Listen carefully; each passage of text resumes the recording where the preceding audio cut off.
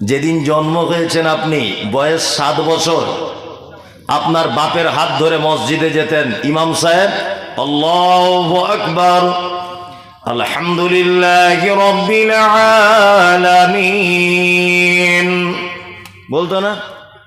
আজ আপনার 60 বছর বয়স, সেই একই সূরা চলছে না? মনে মনে ভাবছেন মনে হয় আমাদের এই মুর্শিদাবাদে এই সূরাটা দিয়ে নামাজ চলে। তো দিল্লি যাই, দিল্লি জামে মসজিদে যান, একই। যারা মক্কা মদিনায় কাজ করতে গেছেন, নামাজ শুরু করে কি বলে? আলহামদুলিল্লাহ রাব্বিল আলামিন বলে কি বলে না? বলে। কোনোদিন কেউ বিরক্ত হয়ে বলেছে একটু কুলহ দিয়ে শুরু করো? আর কতদিন ফাতেহা দিয়ে চলবে?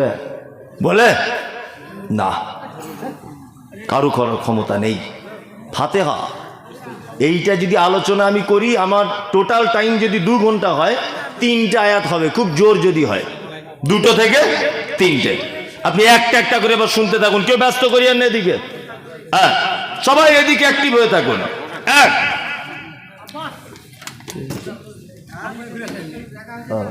কিছু বলবে না? ফাতিহা আলহামদুলিল্লাহ পবিত্র আল কোরআনে সর্বপ্রথম অবতীর্ণ হয়েছে কোন আয়াত, কোন সূরার জানা আছে? কারা? কি? হ্যাঁ, সূরা আলাকের প্রথম 5 আয়াত।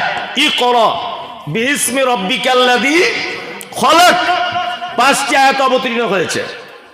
নাম্বার 2, আর একটা প্রশ্ন আপনাকে করছি। আমি কিন্তু অল্প জ্ঞানের লোক, খুব অল্প সামান্য জ্ঞানের লোক, ওই জ্ঞানগুলোই বারবার নাড়াচাড়া করছি।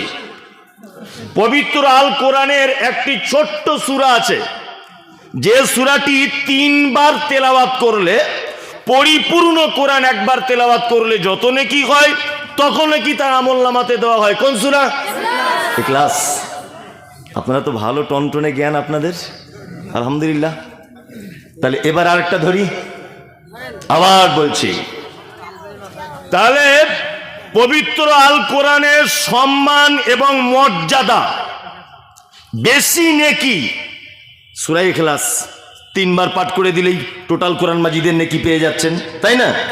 কিন্তু এই সূরাটাকে প্রথমে আনা হলো না, প্রথমে আনা হয়েছে কাকে? ফাতিহা। কারণ কি? কারণ হচ্ছে একটা, যে সূরা ফাতিহার ভিতরে আল্লাহ সুবহানাহু ওয়া তাআলা টোটাল পবিত্র কোরআন মাজিদে যা কিছু বলেছেন তার মূল কথাটা সূরা ফাতিহার ভিতরে লিপিবদ্ধ করে দিয়েছেন। আর সূরা ইখলাস শুধুমাত্র আল্লাহ সুবহানাহু ওয়া তাআলার মানে পরিচয় দেওয়া হয়েছে, এছাড়া আর কিছু নয়। সূরা ফাতিহার অনেকগুলি নাম আছে। একটা নাম হচ্ছে উম্মুল কিতাব। কি নাম? উম্মুল কিতাব। আরবিতে উম্মুন মানে মা। বাড়ি আমাদের মাকে আরবিতে কি বলা হয়? উম্মুন। উম্মুন মানে মা, তাই তো? আসলে উম্মুন শব্দের অর্থ হচ্ছে কেন্দ্রবিন্দু। ওই জন্য কাবাকে বলা হয় উম্মুল কুরা, অর্থাৎ কোরা মানে গ্রাম সমূহের কেন্দ্রবিন্দু। সারা পৃথিবীর মানুষ হজের মৌসুমে হজ করতে গিয়ে এক জায়গায় হয়, ওই জন্য কাবাকে কি বলা হয়? উম্মুল কুরা। আমার মা আরবিতে তাকে উম্মুন বলা হবে। আমার এক বেটা এক বেটি, আমার বেটার 2টো বেটা, তার বেটার 2টো বেটা। বলুন তো, যদি আপনি ব্যাকে ফেরত আসেন আস্তে আস্তে আস্তে আস্তে করে, তাহলে আমাদের ফ্যামিলির, আমার পরিবারের মূল কেন্দ্র কে? আমার মা, তাই না? আল্লাহ তাআলা নবী নাম বলছেন উম্মুল কিতাব, অর্থাৎ কেতাবের মা। তার মানে এই যে আপনাকে বলেছি, পবিত্র আল কোরআনে আল্লাহ তাআলা যা কিছু বলেছেন সব মূল কথাটা সূরা ফাতিহার পেটের ভিতরে ঢোকানো আছে। আর একটা এর নাম আছে সূরাতুশ শিফা, আরোগ্য দানকারী সূরা। সমস্ত রোগের ঔষধ সূরা ফাতিহা, তাই না? বিশ্বাস আছে এটা? আছে। ওই যে সাহাবায়ে কেরামগণ রাস্তা দিয়ে যাচ্ছিলেন, বিস্তারিত ঘটনা, একটা লোককে সাপে কেটেছে, সাহাবীরা সূরা ফাতিহা বলে ফুঁক দিয়েছে, লোকটা সুস্থ হয়ে গেছে। সাপে কাটা রোগীকে সূরা ফাতিহা বলে ফুঁক দিয়েছে, সুস্থ হয়ে গেছে। এ হাদিস শোনা আছে? কারা কারা শুনেছেন?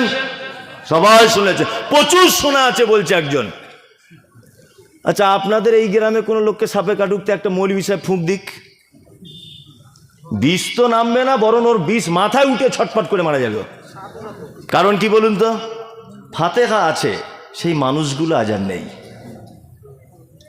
সে মানুষগুলো আজ আর নেই। আজকে সব তো 2 নম্বর, বাটপার, চিটিংবাজ, ঘুষ, মদ, জুয়া, মানে 2 নম্বরিতে ভর্তি। ভালো মানুষগুলো আজ আর নেই। তবে হ্যাঁ, এটা একদমই সত্য কথা, এই ঈমান রেখে যদি কেউ ফুঁক দেয় অবশ্যই কাজ হবে কি হবে না? হবে। প্রমাণ দেখুন, পবিত্র আল কোরআনের কিছু জিনিস আপনি যদি প্রমাণ করতে না পারেন, চ্যাটার্জি, ব্যানার্জি, মুখার্জি, হরিপদ, রাম, শাম, যদু, মধু, একজন সাধারণ মানুষের দ্বারাতেও সেটা প্রকাশ পাবে যে পবিত্র আল কোরআন সত্য। তার একটা প্রমাণ আপনারা দেখেছেন ইদানিং সোশ্যাল মিডিয়াতে, যা আপনাদের বহরমপুর থেকে শিয়ালদাগামী এই যে আপনার রেল লাইনটা আছে, রেল লাইনে একজন, রেলের ভিতরে একজন হিন্দু মহিলা, মাথাতে সিঁদুর দেওয়া আছে, তার বাচ্চাটা এত কান্না কাঁদছে, এত কান্না কাঁদছে, থামাতে পারছে না। একজন বোরকা পরা, চাদরওয়ালা, মুখ ঢাকা মহিলা আস্তে করে সেই মহিলাটার পাশে বসে বাচ্চাটাকে নিজের কোলে নিয়ে আয়াতুল কুরসি বলে ফুঁক দিয়েছে, সুস্থ হয়ে গেছে, বাচ্চার কান্না বন্ধ। একটা অলৌকিক ঘটনা সোশ্যাল মিডিয়াতে দেখতে পাচ্ছেন, দেখতে পেয়েছেন এটা? তার মানে বোঝা যাচ্ছে আজও ভালো মানুষ যদি থাকে কাজ হবে। সূরা ফাতিহার আর একটা বৈশিষ্ট্য আছে। এক, আমি নামাজ পড়ছি, আল্লাহু আকবার, ফাতিহা শেষ, আমি একটা সূরার, যে কোনো সূরার আয়াত পড়ছি, ইন্নাল্লাযীনা ইয়াকতুমুনা মা আনজালাল্লাহু মিনাল কিতাব ওয়া ইয়াশতারুনা বিহি সামানান কলিলা উলাইকা মা ইয়াকুলুনা ফি বুতুনিহিম ইল্লান নার। ফাতিহা বলার পরে আমি এই সূরা বাকারার একটা আয়াত মাঝখান থেকে ধরলাম। আচ্ছা বলুন তো, আমার নামাজ হবে কি হবে না? হবে, কোনো সমস্যা নাই। যেখানে আপনার মুখস্থ ভালো আপনি সেখান থেকে ধরুন।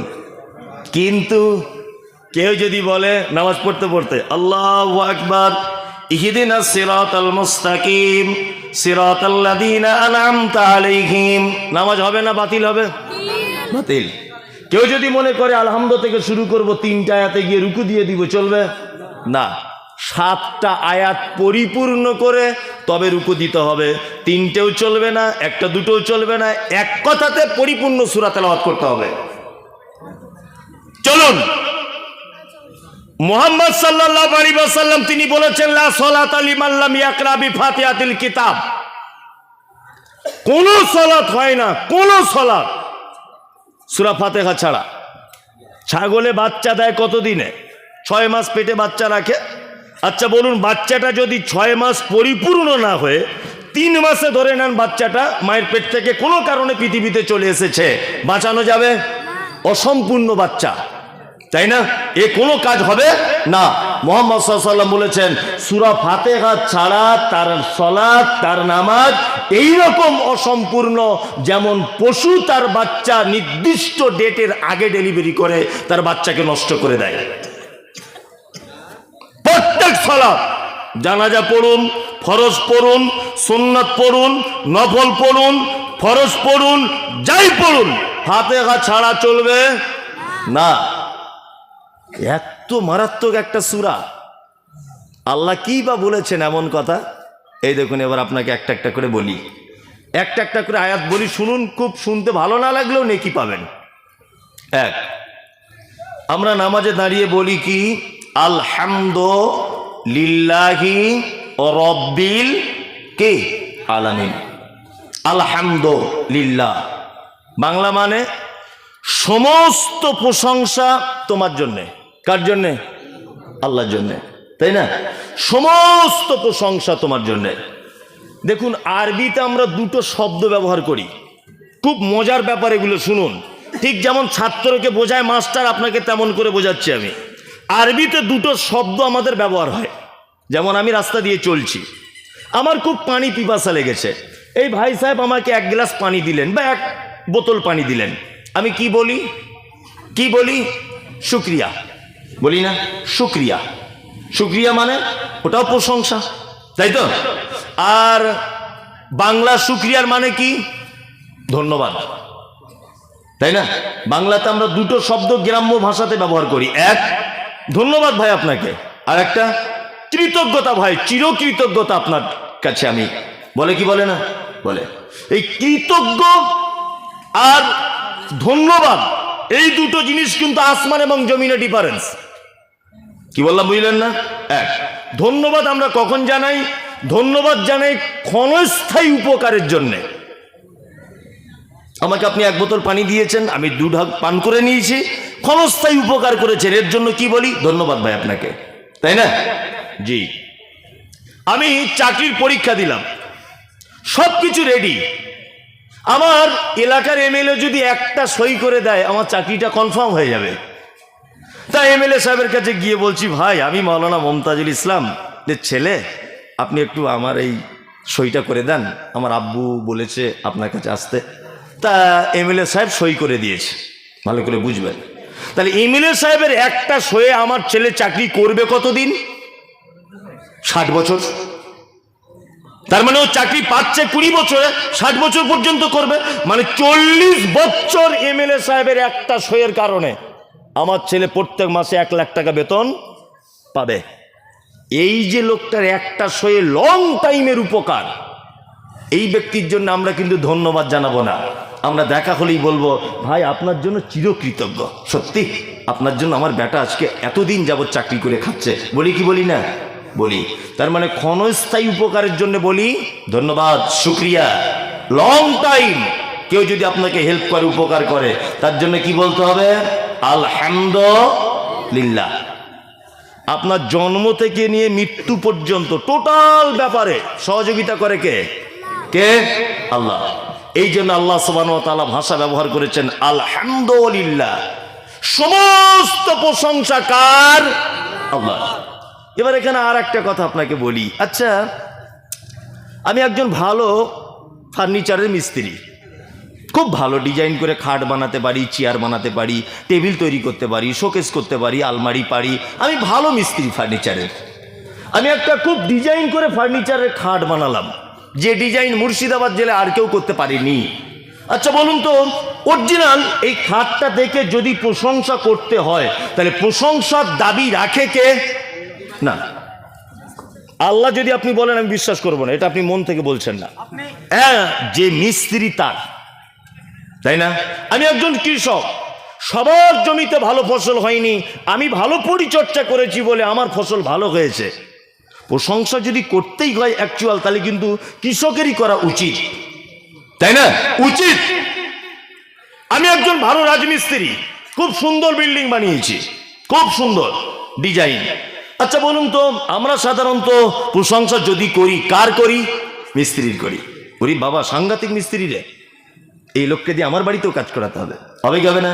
হবে। কিন্তু আল্লাহ তাআলার ভাষা হচ্ছে সমস্ত ব্যাপারের প্রশংসা কার? আল্লাহ। এই জায়গাটার সঙ্গে আমাদের বাস্তবতার একটু ডিফারেন্স আছে না? আছে। আপনি নামাজে এই মাত্র বলে গেলেন আলহামদুলিল্লাহি রাব্বিল আলামিন, সমস্ত প্রশংসা তোমার। তুমি নামাজ পড়ে তোমার গাছে একটা হিমসাগর আম হয়েছিল, ইমাম সাহেবকে এসে তুমি দিচ্ছ, ইমাম সাহেব ভাই আমার গাছের টাটকা আম, আপনি একটু খান।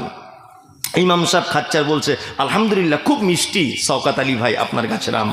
শওকত আলী তখন বলছে মিষ্টি হবে না, এই যে গাছ এটা আমি মালদা জেলা থেকে এনেছি, ট্রিটমেন্টটা কম করিনি, অন্য লোকের মতো যা তা করে আমি ছেড়ে দিইনি, আমি কিন্তু পরিপূর্ণ দায়িত্ব সহকারে আমি ওর ট্রিটমেন্ট করে গেছি, এই জন্য আমটা খুব বড় মিষ্টি। এটা আমরা বলি কি বলি না? সাধারণত বলি।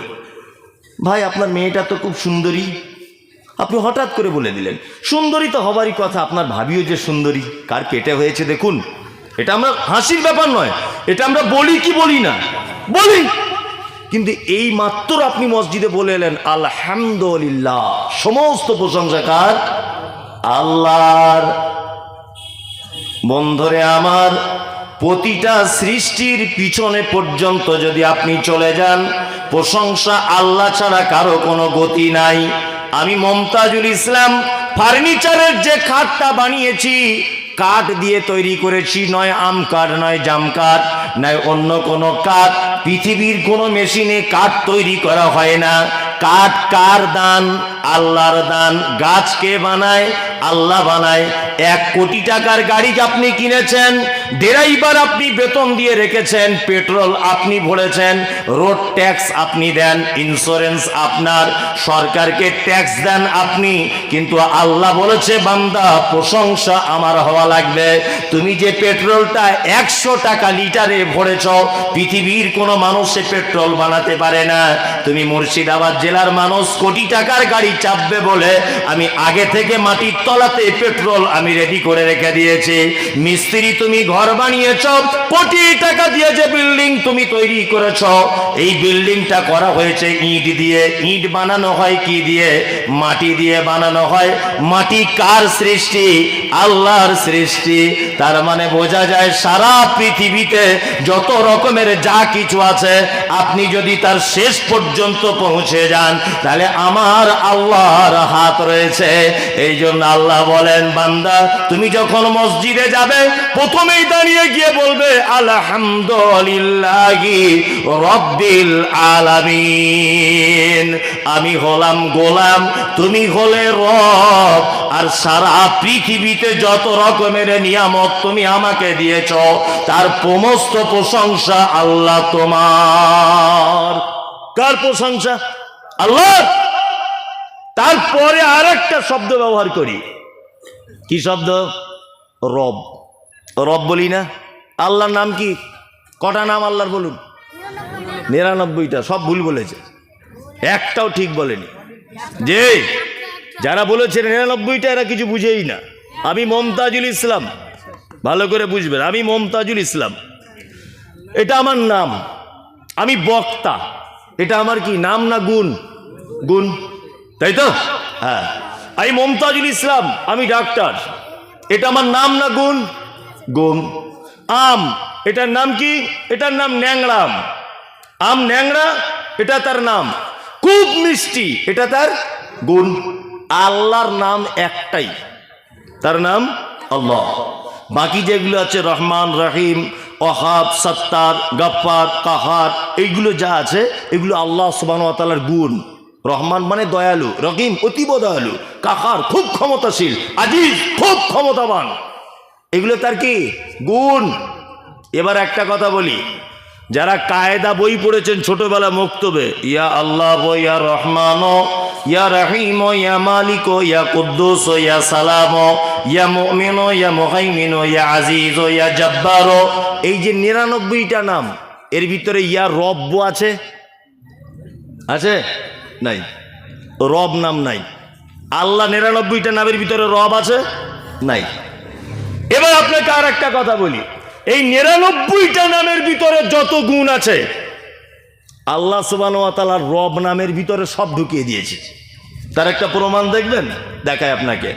আল্লাহ তাআলা আমাদেরকে যখন বানালেন, আদম আলাইহিস সালামকে কি বলেছিলেন? আদম আলাস্তু বিরব্বিকুম, আদম তুমি বলো আমি কি তোমাদের রব নয়? এটা বলেছিল কি বলেনি? বলেছিল।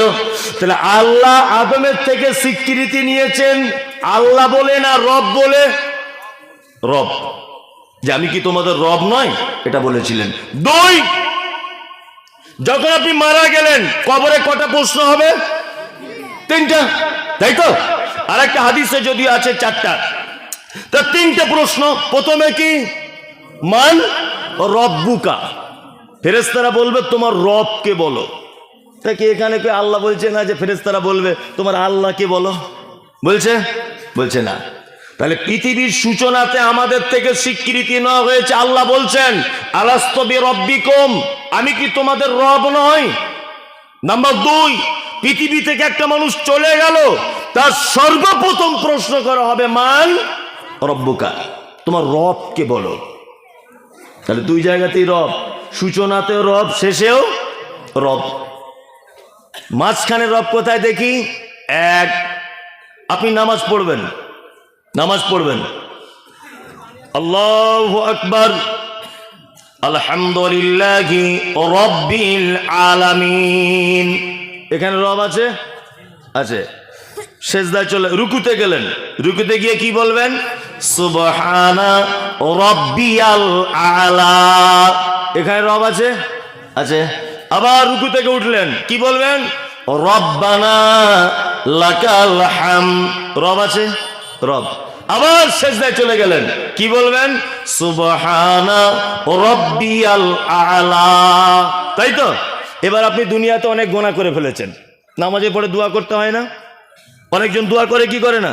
পাপের কারণে, নিজের কোনো অভিযোগের কারণে, নিজের কিছু চাওয়া পাওয়ার জন্য আল্লাহর কাছে চায় কি চায় না?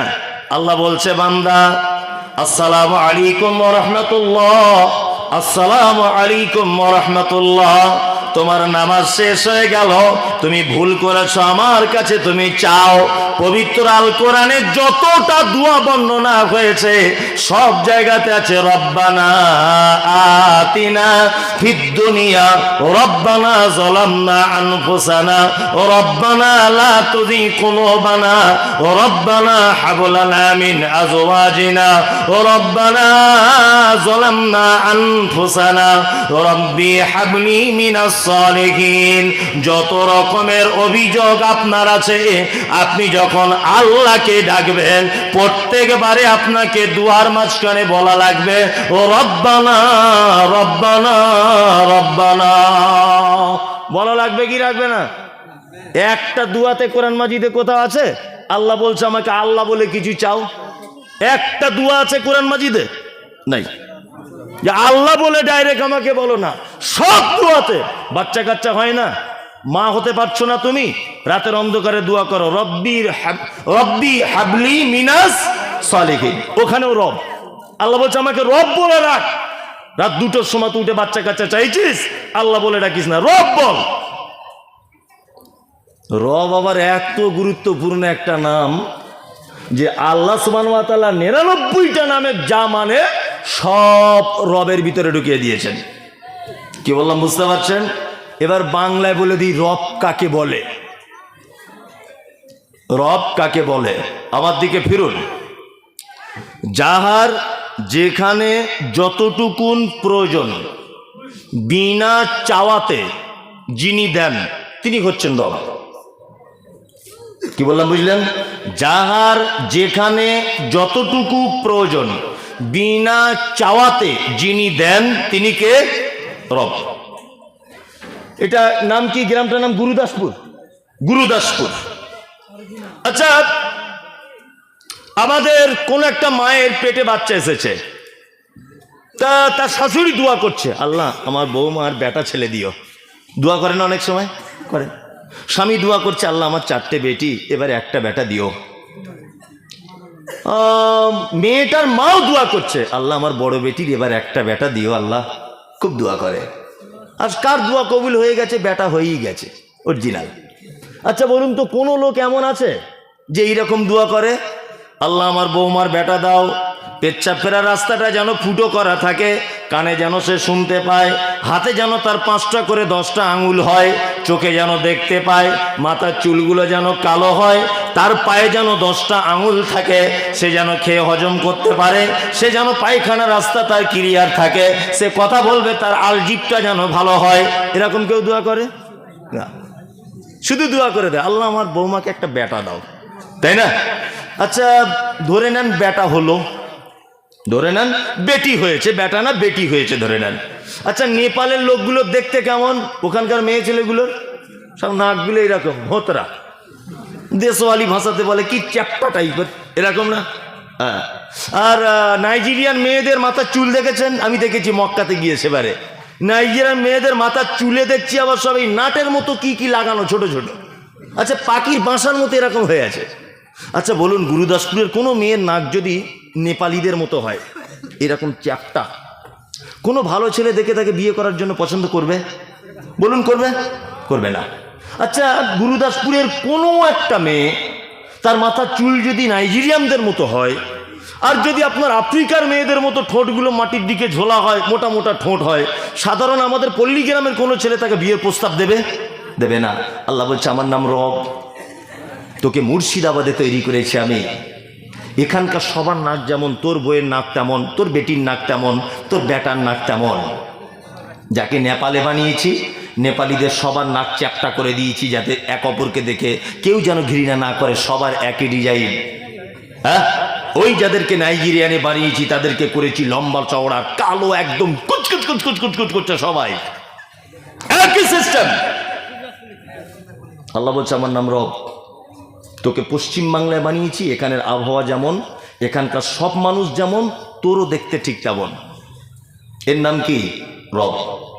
দার্জিলিং বেড়াতে গেছেন তো? দার্জিলিং কেউ গেছেন? একজন বলুন তো। অনেকজন গেছেন। আসলে এইগুলো তো আপনি খেয়াল করেন না, আপনি গেছেন বন্ধু বান্ধব নিয়ে ঘুরে পিকনিক করে খেয়ে পাহাড় টাহাড় দেখে বাড়ি চলে এসেছেন। আমিও গিয়েছি অনেকবার বেড়াতে, ওখানে গিয়ে দেখলাম, আল্লাহর কসম দিয়ে বলছি, এখন মোবাইলে আপনি সার্চ করুন, যদি এ কথা ভুল প্রমাণ হয় তাহলে আপনাদের এই এলাকাতে জীবনে আসবো না। আপনি এখনই চেক করুন, কাশ্মীরের ছাগল, কাশ্মীরের গরু, কাশ্মীরের কুকুর, এটা বলে সার্চ করুন আপনি একবার, দেখবেন কাশ্মীরে যে কুকুরগুলো তাদের গায়ের লোমগুলো এক বিঘা করে বড়। আমি দার্জিলিংয়ে গিয়ে দেখে এসেছি, ওখানকার রাস্তায় কুকুরগুলোর এক বিঘা করে তাদের গায়ের লোম। আমি মনে মনে দেখে ভাবছি আর বলছি, আল্লাহ এই সিস্টেম কেন? পশ্চিমবাংলার কুকুর, ছাগল, বিড়াল এদের গায়ের লোমগুলোতে এইটুকুটুকু, এখানে এরকম অবস্থা কেন? কাশ্মীরে যেবারে গেলাম ঘুরতে, দেখছি বড় বড় লোম গায়ে, কুকুরের গায়ে। আমি বলি এরকম কুকুর তো জীবনে দেখিনি। বললাম আল্লাহ তোর নাম রব। পশ্চিম বাংলায় এমন এক জায়গা, এইখানে মুর্শিদাবাদ জেলাতে বরফ পড়ে না, এত ঠান্ডা পড়ে না যে মানুষ বরফে জমে যায়। ওই জন্য এখানকার গায়ের কুকুরদের লোমগুলো এমন করে দিয়েছ যে এমন ঠান্ডা পড়লেও কুকুরেরা তারা গাড়ির তলায় শুয়ে কাটিয়ে দিতে পারবে, কারোর বাড়ির এক সাইডে শুয়ে কাটিয়ে দিতে পারবে। কিন্তু দার্জিলিং এর মাটিতে যে বরফ পড়ে, এই কুকুরগুলোর গায়ের লোমগুলো যদি ছোট ছোট হয়, একটা কুকুর তারা কেউ বেঁচে থাকবে না, একটা গরু বেঁচে থাকবে না, একটাও ছাগল বেঁচে থাকবে না। আল্লাহ তোমার নাম হলো রব। এদেরকে কাশ্মীরে পাঠিয়েছো বলে আগে থেকে তুমি কম্বল জড়িয়ে এদেরকে কাশ্মীরের মাটিতে পাঠিয়েছ, আর পশ্চিম বাংলাতে তুমি যে কুকুর, ছাগল, শ্রীগালগুলো বানিয়েছ, এদের সামঞ্জস্যতা রেখে তুমি তাদের গায়ের লোম দিয়েছ। তোমার নাম হলো রব। দার্জিলিং এ যাকে দিয়েছ, ওইখানের পরিস্থিতির সঙ্গে মোকাবেলা করার জন্য তুমি তাকে আগে থেকে কম্বল জড়িয়ে দিয়েছ, তোমার নাম রব। আমাদের পাড়া গ্রামের মেয়েরা দেখবেন বাড়িতে ওই মুরগির ডিম থেকে বাচ্চা বার করে না? আবার মেয়েরা খুব চালাকও হয়, দেখবেন হাঁসের ডিমও দেয় 5টা, মুরগির ডিমও দেয় 5টা। হাঁসেরও বাচ্চা তুলে নেয় মুরগির বাজুর তলা থেকে, তুলে নেয় না? তুলে নেয়। তা ধরে নেন একটা পাড়ার মেয়ে 10টা ডিম দিয়েছে মুরগির বাজুর তলাতে, গরমে গরমে আস্তে আস্তে মুরগির ডিমের 18 দিন হলে বাচ্চা হয়, আর হাঁসের ডিমের 21 দিন থেকে 28 দিন পর্যন্ত টাইম লাগে। যুক্তি তর্কের খাতিরে বোঝানোর জন্য ধরে নেন একই দিনে হাঁসের আর মুরগির একই দিনে বাচ্চা হয়েছে।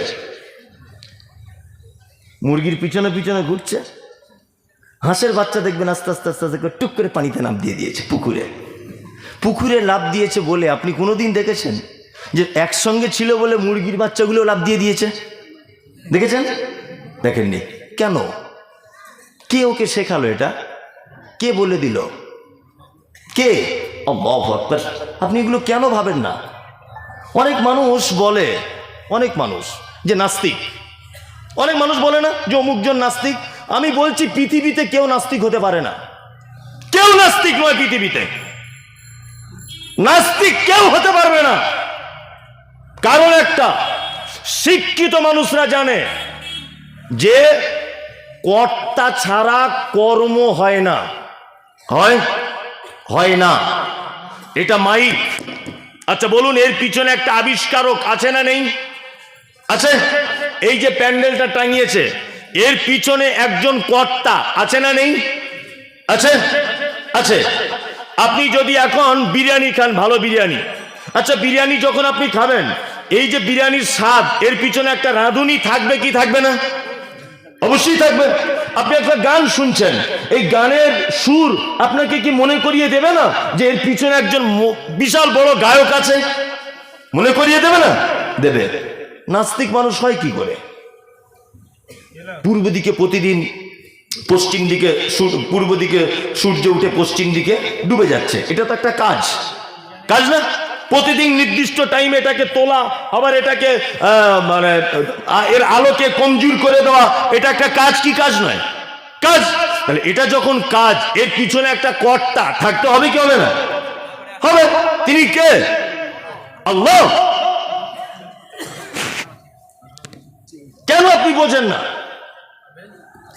অনেক মানুষ বলে যে আল্লাহকে খুঁজে পায় না, স্রষ্টাকে খুঁজে পায় না। আরে বোকা, স্রষ্টাকে আবিষ্কার করতে হয়। আবিষ্কার মানে খুঁজে পাওয়া। কি বললাম বুঝলেন? আবিষ্কার মানে খুঁজে পাওয়া। স্রষ্টাকে খুঁজতে হয়, খুঁজলে আপনি পেয়ে যাবেন।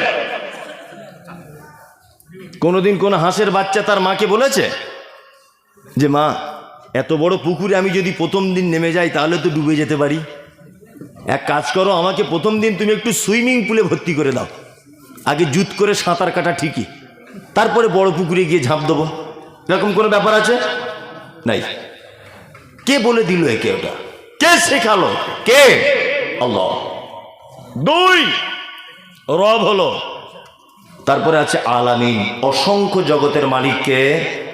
আল্লাহ। আর রহমানির রহিম। রহমান মানে কি? দয়ালু। রহিম মানে তাও দয়ালু, তাই না? অতীব দয়ালু। আপনাকে একটা জিনিস বোঝাই, রহমান মানেও দয়ালু, রহিম মানেও দয়ালু। আমি প্রত্যেক বছরে আপনাদের মসজিদে দান করি 2000 প্রতি বছরে। আমি তাহলে কি দানি? আর এই যে বসে আছে ও প্রতি বছরে মোটামুটি 20,000 করে। ওর নাম কি? দাতা। ও বেশি দেয় তাই। আর আমার এই পাশে যে একজন বসে আছেন, উনি দেন প্রত্যেক বছরে 50,000। লোক ওকে কি বলবে? দানবীর বলবে না? দানবীর। তার মানে একটাই জিনিস, শুধু বেশি কমের কারণে শব্দের পরিবর্তন হয়। আমি অল্প দিলাম, আমার নাম দানি, যে বেশি দিল তার নাম দাতা, আরো যে বেশি দিল তার নাম দানবীর। রহমান মানে দয়ালু, রহিম মানেও দয়ালু। রহিম মানে এমন দয়ালু, রহমান মানে এমন দয়ালু যার দয়ার কোনো শেষ নাই, বেসুমার দয়া। আর শুধু দয়া নয়, দয়া করে কোনো কিছুর বিনিময় ছাড়া। খুব ভালো করে বুঝবেন, আমি রাজনৈতিক লোক নয়, ওসব ব্যাপারগুলো মাথাতে ঢোকেও না, জাস্ট বোঝানোর জন্য বলছি। আপনাদের গ্রামের একজন মেম্বার আছেন, প্রধান আছেন, উনি কংগ্রেস থেকে জিতেছেন ধরে নেন। তা কংগ্রেস পার্টি থেকে ওনাকে 10টা ঘর দেওয়া হয়েছে, যে আপনি এই গুরুদাসপুর গরিব মানুষদের মাঝখানে 10টা ঘর দিয়ে দেবেন। আচ্ছা বলুন তো, ওই লোকটা অন্য কোনো পার্টির লোককে দেবে না নিজের পার্টির লোককেই দেবে? নিজের পার্টির লোককে দেবে। অন্য পার্টির লোকের নাম থাকলে ও কেটে দেবে, কারণ ও জানে ফালতু আমায় ভোট দেবে না, তো বরঞ্চ একে দিই, আমার 2টো ভোট আসবে, তাই না? তার মানে বোঝা যায় সারা পৃথিবীতে কোনো মানুষ বিনা স্বার্থে আপনাকে কিছু সহযোগিতা করে না, কিন্তু আমার আল্লাহ সুবহানাহু ওয়া তাআলা কোনো বিনিময় চায় না, এমনিতেই দিয়ে দেয়। দেয় কি দেয় না? আপনাকে একটা জিনিস বুঝালে খুব ভালো বুঝতে পারবেন। আপনার বাড়িতে ফকির এসেছে, মা 2টো ভিক্ষা দাও, কেউ আসো মা। তা একটা লোক বার হয়েছে, দরজাটা খুলে এসে বলছে, এই তুমি নামাজ পড়ো? নামাজ পড়ি না তো। এখান থেকে বিয়াদব, নামাজ পড়ে না, ভিক করতে এসেছে, যাও এখান থেকে, চলে যাও। ওকে তাড়িয়ে দেওয়া হলো, ওকে তাড়িয়ে দেওয়া হলো। আর একজন এলো, এসে, আব্বা বাড়িতে কেউ আছো? বাপ কিছু ভিক্ষা দাও না, কেউ আছো? একটা লোক বার হয়ে বলছে, এ তুমি কি করতে এসেছো? বলছে ভিক করতে এসেছি। বলছি তোমার হাতে এত বড় মোবাইল কেন? ভিক করছো আবার বড় মোবাইল নিয়ে ঘুরছো? ঢং খুঁজে পায় না। আর একজন মেয়ে ছেলে এসেছে, কেউ আছো বুবু? বাড়িতে কেউ আছো? বলছে হ্যাঁ। দরজাটা খুলে দেখছে মেয়েটা মিনু শাড়ি পরে এসেছে, হ্যাঁ, লাল টকটক টকটক করছে, নতুন শাড়ি। তখন ওই বউটা বলছে, বাবা আমার স্বামী এত টাকার মালিক, এত দামি শাড়ি কিনতে পারে না, আর তোমার তো ঢং, সাংঘাতিক ঢং, মিনু শাড়ি পরে ভিক করতে এসেছো? বল অন্য বাড়ি দেখো যাও। তুমি তাড়িয়ে দিলে কেন? তোমার সম্পদের তুমি কতটা ওকে দিতে? 2 টাকার একটা কয়েন দিতে, বেশি হলে তুমি 500 গ্রাম চাউল দিতে, আরো বেশি হলে 10 টাকার একটা নোট দিতে, এছাড়াও আর কিছু দিতে না, কিছু দিতে না। আল্লাহ কত বড় দয়ালু দেখুন। ফিলিস্তিনের মাটিতে মসজিদ আকসা, ওই আপনার পাশের দেশ ইসরায়েল আঘাত করছে, প্রতিনিয়ত তাদেরকে মেরে দিচ্ছে, দেখতে পাচ্ছেন এটা সোশ্যাল মিডিয়াতে। আচ্ছা বলুন, আমরা যে অক্সিজেন গ্রহণ করি, এই অক্সিজেনের মালিক কে? কে? আল্লাহ। আল্লাহ যদি ইচ্ছা করে যে আমি এইমাত্র ইসরায়েলের ইহুদিদের অক্সিজেন বন্ধ করে দিব, এটা আল্লাহ পারে কি পারে না? পারে। কিন্তু আল্লাহ বলছে আমার নাম রহমান। বেঈমান হবি, মসজিদে তালা মারবি, কোরআনে লাথি মারবি, যা কিছু করবি, আমার নাম হলো রহমান। আমি এমন একজন দয়ালু, পৃথিবীতে এই দয়া থেকে কাউকে বঞ্চিত করব না। নামাজ পড়বি না, তোর জমিনে বৃষ্টি আসবে। তুই নামাজ পড়বি না, তোর জমিনেও ফসল হবে। তুই মসজিদ ভেঙে দেবার সহযোগিতা করবি, তবু আমার সূর্যের তাপ পাবি। পৃথিবীর কেউ তোকে বঞ্চিত করবে না। আমার নাম হলো রহমান।